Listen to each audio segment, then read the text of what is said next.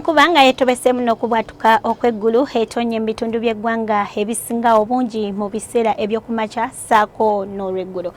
Eno alipoota y'embeera y'obudde wano ku UBC TV ogikutuusaako nze Agnes Nalukwago. Wabula ate eziweredde saa 3 ez'okumakya Ntebe ebadde ewezezza enkuba ya millimeters 36 n'obutundutundu 8, Jinja millimeters 26 n'obutundutundu 9, wabula ate Soroti millimeters 22.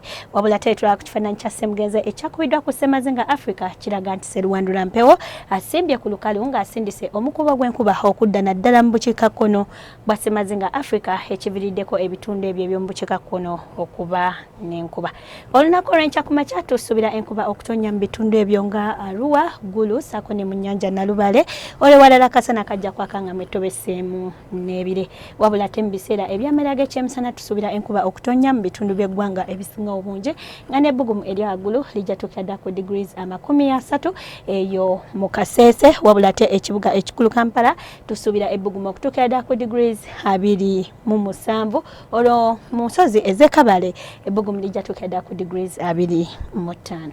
Ebibuga ebirala mu nsi ekibuga nga Nairobi tusuubira akasana okwaka nga mwetobeseemu n'ebire, wabula ate Dubai, London ne New York tusuubira akasana okwemula nga n'ebbugumu mu Paris lijja tuukira ddala ku degrees 24.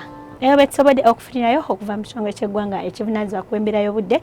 Sigala nga yeekumira ku UBC TV, nze Agnes Nalukwago, kwagaliza ekiro ekirungi.